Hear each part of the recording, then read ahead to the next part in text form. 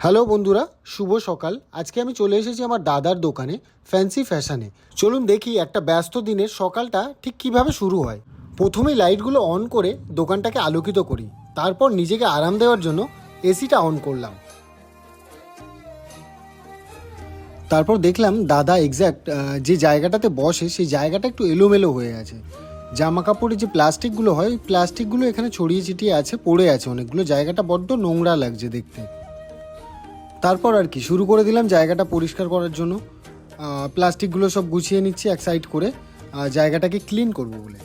পরিষ্কার জায়গায় কাজ করতে ভালো লাগে, তাই একটু ঝাড় দিয়ে দোকানটাকে সাজিয়ে নিচ্ছি। আর দোকান পরিষ্কার থাকলে মনটাও পরিষ্কার থাকবে। চলুন এবার আপনাদেরকে আমাদের দোকানটা একটু ভালো করে দেখাই।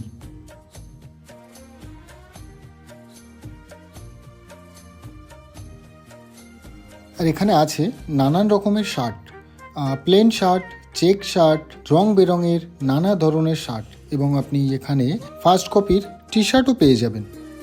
তার পাশেই আছে জিন্স ও প্যান্ট, সবই ভালো কোয়ালিটির, সুন্দর করে সাজানো আছে যাতে আপনি সহজেই পছন্দ করে নিতে পারেন। আর এদিকে দেখুন, এখানে আছে বিভিন্ন স্টাইলের জুতা, স্পোর্টস শ্যু, ক্যাজুয়াল শ্যু ও ফর্মাল শ্যু। যা চাইবেন তাই পাবেন, সব শ্যুজ এক জায়গায়, বেছে নিতে একদম সুবিধা। এই হচ্ছে আমাদের দোকান। আমরা চেষ্টা করি যেন সব কিছু আপনাদের জন্য এক জায়গাতে থাকে। ভালো জিনিস, ভালো দাম আর ভালো ব্যবহার, সবই এক জায়গায়। আজকে একটা ঘটনা আমার মনকে নাড়িয়ে দিল। দোকানে আমার দাদা আসলো, হাতে একটা বাচ্চাদের জন্য প্রোটিন দুধ নিয়ে। আমি ভাবলাম বুঝি আমার ভাইজি বাড়িতে আসছে, কিন্তু দাদা জানালো বাড়িতে আজ একজন মহিলা এসছেন যার স্বামী এক ভয়ঙ্কর দুর্ঘটনায় দুটো পা কেটে বাদ দিতে হয়েছে। কোলে ছোট্ট ফুটফুটে একটা মেয়ে, মাত্র 2 মাস বয়স। দাদা দেখলো সেই মা তার বাচ্চাকে পানি খাওয়াচ্ছে, অথচ আমাদের ঘরের মেয়েটিকে পানি খাওয়ায় না, তার ঠান্ডা লেগে যাওয়ার ভয়ে। এটা দেখে দাদার খুব খারাপ লাগলো। সে তখনই প্রোটিন দুধটা কিনে আমার হাতে দিল এবং আমাকে বাড়ি আসতে বলল। আমি সেই বাচ্চাটিকে দেখে ভিডিও করার ইচ্ছে দমন করতে পারিনি। কতটা কিউট, নিঃশব্দে শুয়ে আছে। এই ক্লিপটা আমরা শুধু দেখানোর জন্য বানিয়েছি ভালোবাসা আর সহানুভূতির বার্তা পৌঁছে দিতে। কারণ আমরা সাধারণ মানুষ, কিন্তু মানবতা দেখাতে তো ধনী হতে হয় না। কাল কার ভাগ্যে কী আছে কেউ জানে না, তাই চলুন একে অপরের পাশে দাঁড়াই। যদি কেউ তাদের পাশে দাঁড়াতে চান, তাদের বাড়ি উত্তর 24 পরগনা জেলার লাউহাটি বাস স্ট্যান্ডের আশেপাশে, চাইলে আমার সাথেও যোগাযোগ করতে পারেন, আমি খুঁজে দেব। আসুন আমরা একসাথে ভালোবাসার হাত বাড়িয়ে দিই।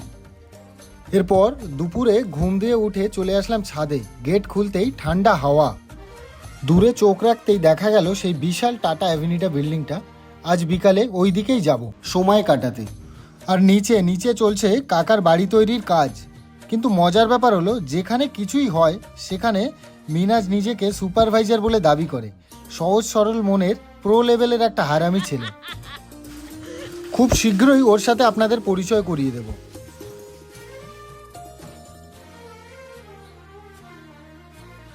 এবার একটু ঠান্ডা হাওয়ায় বসার ইচ্ছা হলো, তাই গ্রামটার ছোট্ট রাস্তা পেরিয়ে চলে এলাম অ্যাভিনিটার দিকে। এখানে এসে বসলাম কিছুক্ষণ। চারপাশে একদম শান্ত পরিবেশ, হালকা বাতাস আর একটুখানি আরাম। আর আকাশটা আজকে যেন একটু বেশি সুন্দর লাগছে। এরপর হঠাৎ করেই দেখা হয়ে গেল আশিকের সঙ্গে। ও মাঝে মধ্যেই জোম্যাটোতে ডেলিভারির কাজ করে। ছেলেটা খুবই ভালো, হাসি খুশি আর ভদ্র। আমার বন্ধু গিয়াসের মাধ্যমে ওর সঙ্গে পরিচয় হয়েছিল আগে। আজ হঠাৎ দেখলাম, বসে পড়লাম দুজনে, কিছুক্ষণ আড্ডা দিলাম। জীবন নিয়ে, কাজ নিয়ে, এইসব ছোট ছোট মুহূর্তই আসলে ভীষণ আপন। তারপর সন্ধ্যা নামতেই আবার বাড়ি ফিরে এলাম।